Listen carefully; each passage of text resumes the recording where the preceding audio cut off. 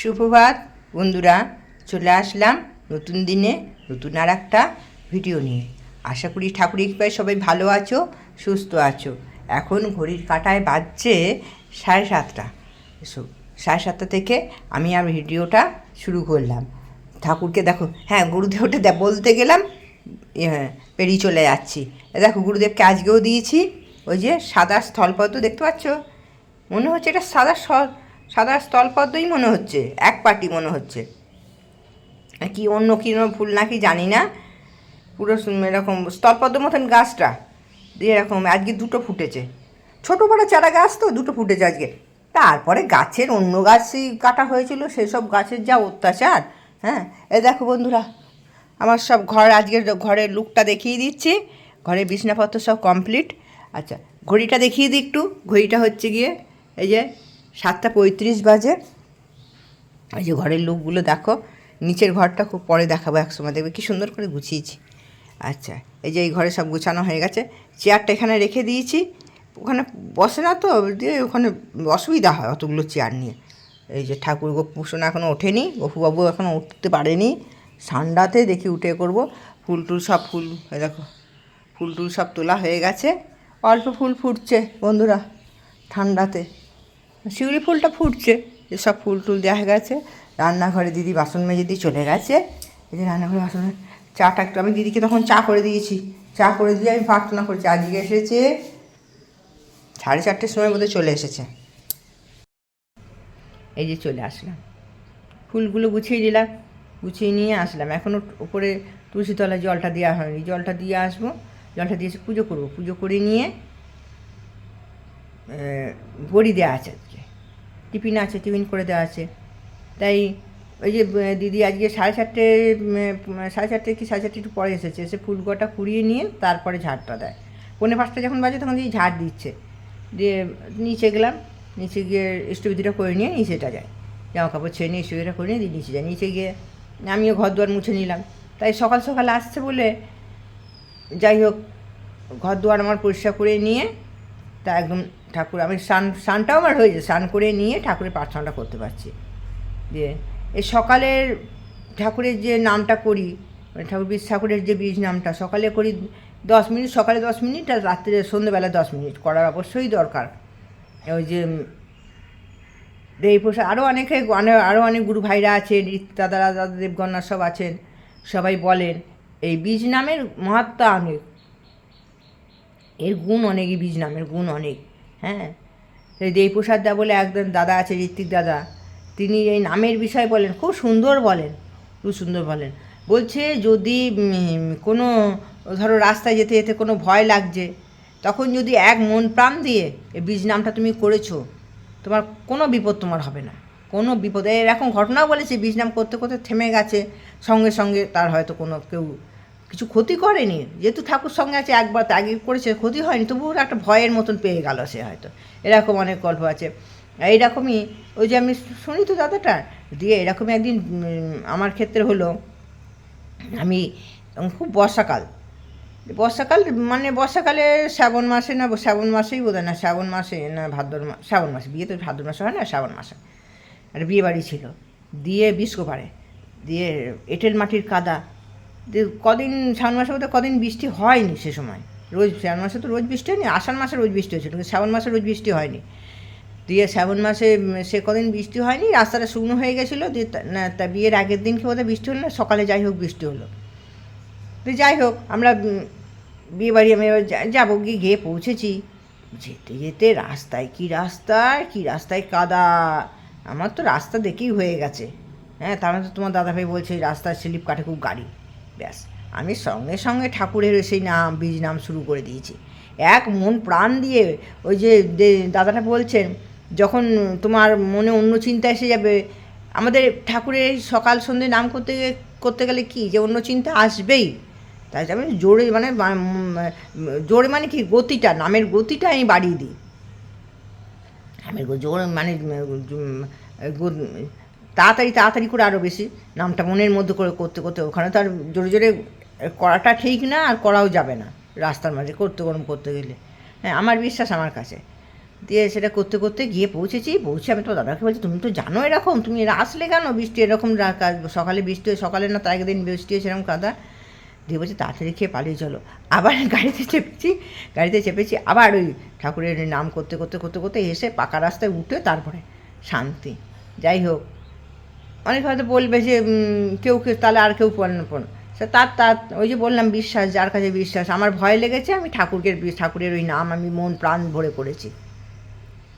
এই রকম এই বীজ নামের মাহাত্ম্য অনেক অনেক। আমি দেখি তো সব গুরু ভাইরা বলেন কত মানুষ কতভাবে এর থেকে উপকার পায়। আমরা সকালবেলাটা এখন অতটা মানে সকালবেলাটা একটু অসুবিধাই হয়, 10 মিনিট করতে পারি না। তাও আজ দিদিকে চাকর দিলে কী হবে, ওই যে বেরিয়ে যাবে, নিচে দরজা খোলা থাকবে, এসব মাথায় চিন্তা চলে আসছে। হ্যাঁ, আর সন্ধেবেলাটা শান্তি করে একবার যদিও কোনো কিছু মাথার মধ্যে চিন্তা চলে আসে ঠাকুরের বলছি, অন্য কোনো চিন্তা চলে আসে ঠাকুরের বীজ নাম করতে করতে নাম করার সময়, আমি তখন নামের ওই গতিটা, তখন দাদা বলছে তখন নামের গতিটা বাড়িয়ে দিতে হয়, নামের গতিটা বাড়াতে হয়। তখন গতিটা মানে তখন তাড়াতাড়ি করে আরও তাড়াতাড়ি করে নামটা করতে হয়, তাহলে সে মন থেকে। আমরা তো আর অত না, যত উচ্চ পর্যায়ে পৌঁছে যায়নি যে ঠাকুরের নাম করবো একবার, আমাদের মাথায় চিন্তা আমাদের আসবে। সেই জন্যে এই ঠাকুরের নাম আমাদের মন প্রাণ ভরে করতে হবে। ঠিক আছে, আজকে ওই যে বললাম নাকি জানি না, যে বড়ি দিতে হবে, সুরে নিয়ে বড়িটা দিয়ে নিই, আবার আসছি তোমাদের সামনে। যত পারো আমাদের গুরু ভাই গুরু বোনেরা যে দেখছো, ঠাকুরের যে কোনো বিপদে, যে কোনো কষ্টে, যে কোনো দুঃখে ঠাকুরের নাম করবে, মনে সাহস পাবে, মনে বল পাবে। হ্যাঁ, দেখবে শরীর অনেক সময় ক্লান্ত লাগে। আমি নিজেই দেখেছি সারাদিন সন্ধ্যে মানে শরীরটা হয়তো ক্লান্ত লাগছে অনেক সময়, সন্ধ্যেবেলায় ঠাকুরের প্রার্থনা করলাম, নাম করলাম, শরীরটা যেন চাঙ্গা হয়ে গেল। এটা আমি নিজের ক্ষেত্রেও দেখেছি, শরীরটা যেন চাঙ্গা হয়ে গেল। মানে অনেক সময় হয় না, দুপুর হয়তো সারাদিন কষ্ট হলো, দুপুরবেলা ঘুমটা হলো না, শরীরটা ক্লান্ত লাগছে, নামটা করলাম, শরীরটা চাঙ্গা হয়ে গেল এরকম। আর ওই নামের সময় এক মন প্রাণ দিয়ে আমাদের ঠাকুর আর আমার মাঝখানে যেন কেউ না আসে, এটা দেখতে হবে। ঠিক আছে, সকাল সকাল ঠাকুরকে নিয়ে বললাম, ভাল লাগবে নিশ্চয়ই তোমাদের। শুভ সন্ধ্যা, চলে আসলাম আজকের ইষ্টকথায়। পরমপ্রেমা শ্রী ঠাকুরের রাতুল রাঙা চরণে জানাই আমার কোটি কোটি প্রণাম। পরমারাধ্যা জগৎ জননীর চরণে নেয় আমার কোটি কোটি প্রণাম। পরম পূজ্যপাদ শ্রী বরদার চরণে জানাই আমার কোটি কোটি প্রণাম। পরম পূজ্যপাদ শ্রী আচার্য দেবের চরণে জানাই আমার কোটি কোটি প্রণাম। ঠাকুর পরিবারের প্রতি প্রত্যেকের চরণে জানাই আমার কোটি কোটি প্রণাম। এখানে উপস্থিত সকল দাদা ও মায়েদের জানাই আমার আনন্দিত জয়গুরু। ঠাকুর কেন ইষ্টভৃতিকে নিকুম্ভীরা যজ্ঞ বললেন? ঠাকুর আবার বলছেন, যতই আসুক আপদ বিপদ, যেমনই হোক প্রাণ, ইষ্টভৃতি আনে সবার পরিত্রাণ। তাই তো ঠাকুর বললেন ইষ্টভৃতিটা নিকুম্ভীরা যজ্ঞ। আমরা অনেকেই ইষ্টভৃতিটা পালন করি অনেকটা মেকানিক্যালের মতন, কিন্তু ইষ্টভৃতিটা কোনো চাঁদা নয়। ইষ্টভৃতির প্রথম ধাপই হলো অনুরাগ। ঠাকুর জীবন্ত, তিনি আমার হাত থেকে গ্রহণ করবেন ভোগ, ভাবলেই রোমাঞ্চ মনে হয়। পূজনীয় মা অর্থাৎ শ্রী আচার্যদেবের মা বললেন, ইষ্টভৃতি করার সময় যখন কপালে ঠাকুরের ছবি ভাসবে তখন ইষ্টভৃতি নিবেদন করতে হয়, তার আগে নয়। তিনি মাথায় এলে তবেই বোঝা যাবে তিনি ইষ্টভৃতি গ্রহণ করছেন। মানুষের পক্ষে প্রতিদিন টাকা দিয়ে ইষ্টভৃতি করা সম্ভব নয়। নালিশ করলেন এক দাদা শ্রী ঠাকুরের কাছে। ঠাকুর কি বললেন? সেটা 1938 সাল একরকম জোর করেই শ্রী ঠাকুর চালু করলেন ইষ্টভৃতি। প্রতিদিন সর্বাগ্রে ভোগের অর্ঘ্য হিসাবে ঠাকুরকে কিছু দিতে হবে। 1925 থেকে 26 থেকে তিনি বারবার বিভিন্ন কথায় ইঙ্গিত দিচ্ছিলেন, কিন্তু এবার তিনি পুরো ডাইরেক্ট নিয়ম বানিয়ে ফেললেন। দৈনিক ঠাকুরকে টাকা দিতে হবে। ধর্মের সাথে টাকার যোগ হয় কিভাবে? ব্যাপারটা সাধারণ মানুষ তো দূরের কথা, বড় বড় সৎসঙ্গীরাও মেনে নিতে পারল না। মানুষের পক্ষে এ কি সম্ভব? এ কেমন উদ্ভট নিয়ম? ওদিকে ঠাকুর বলছেন এটা নিত্য করার অভ্যাসের মধ্যে দিয়ে ইষ্টের প্রতি অনুরাগ আরও বাড়ে এবং তার অশেষ কল্যাণ হয়। অশেষ কল্যাণ করার জন্যে প্রতিদিন টাকা দিতে হবে? কলকাতার মাননীয় মাস্টারমশাই অর্থাৎ ঠাকুরের ডাক্তারি জীবনের শিক্ষক শ্রী শ্রী শশীভূষণ মিত্র যুক্তির পর যুক্তি দেখাতে দেখাতে নির্দ্বিধায় বলে বসলেন ঠাকুরকে, মানুষের পক্ষে এই নীতি কাটায় কাটায় পালন করা কোনোভাবেই সম্ভব নয়। তার একান্ত মনের ইচ্ছা ঠাকুর যেন এই নিয়ম বন্ধ করে দেন।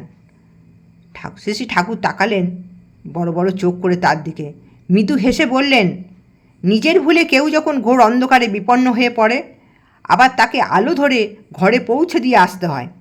আর যা করলে মানুষের সত্যিকারের কল্যাণ হয়, সে কথা আমি এত করে বললেও তারা করতে পারবে না। এ কথা শুনে মাস্টারমশাই পুরনো স্মৃতি যেন চোখের উপর ভেসে উঠল। চোখে ভাসতে লাগলো সেই পুরনো সেই ঘটনা। একদিন অনেক দূরে বিকেলবেলায় তাকে যেতে হলো ডাক্তারের অসুস্থ মানুষকে দেখার জন্য। সে ডাক্তারকে অনেক দূরে যেতে হবে। বিকেলবেলায় বেরিয়ে পড়লো, পৌঁছলো, সন্ধে হয়ে গেল। তার ডাক্তারি শেষ করে ফিরে আসতে তার অনেক রাত হয়ে গেল। বেরিয়ে পড়লো বাড়ির পথে আস্তে আস্তে ঘোর অন্ধকার যেন তাকে ঘিরে ধরল। এমনি করে চলতে চলতে আস্তে আস্তে দেখলো চারিদিকে গাছ জঙ্গলের মধ্যে দিয়ে সে হাঁটছে। আর বুঝতে পারলো সে অন্ধকারে ভুল রাস্তায় সে গিয়ে চলেছে, ভুল পথে সে ঢুকে পড়েছে। তখন সে মনে মনে ভাবলো এখানেই হয়তো তার জীবনটা শেষ হয়ে যাবে। আর সে ভাবতে লাগলো, বলতে লাগলো মনে মনে, ঠাকুর তুমি কোথায়? আমার সাথে থাকো, আমাকে এগিয়ে নিয়ে চলো। বলার কিছুক্ষণ পরই সে দেখতে পেল কে একজন একটা হারিকেনে আলো নিয়ে তার সামনে দিয়ে এগিয়ে যাচ্ছে। চারিদিকে অন্ধকার যখন থাকে, মানুষ তখন আলোর দিকে আপনি ধাবিত হয়। সেও ছুটে চলল সে আলোর দিকে চেয়ে। সেই হারিকেন নিয়ে সে এগিয়ে চলেছে, পেছনে পেছনে ডাক্তার চলেছে। এমনি করতে করতে সে আস্তে আস্তে বাড়ি পৌঁছে গেল এবং সে বাড়িতে ঢুকে পড়ার সাথে সাথে সে দেখল যে আলো নিয়ে এগিয়ে যাচ্ছিল সে যেন কোথায় মিলিয়ে গেল। সে ঠাকুরকে বলল, আপনি কি করে জানলেন এ কথা? কেননা সে তো কাউকে বলেনি, সে ঠাকুরকে এসে তো বলেইনি, আর কারুর কাছে এ কথা কেউ জানতো না তার কথা। সে ভুলেই বসেছিল এ কথা, কিন্তু ঠাকুরের কথায় তার মনে পড়ল, তার জীবনের ঘটনাই যেন ঠাকুর তুলে ধরল।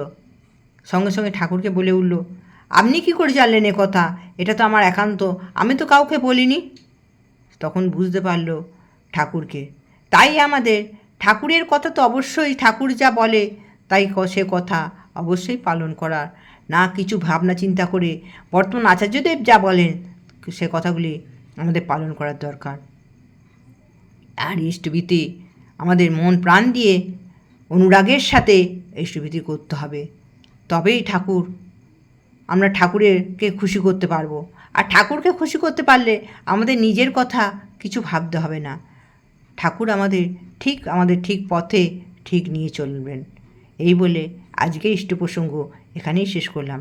ঠাকুরের রাতুল রাঙা চরণে সবাইকার মঙ্গল কামনা করি।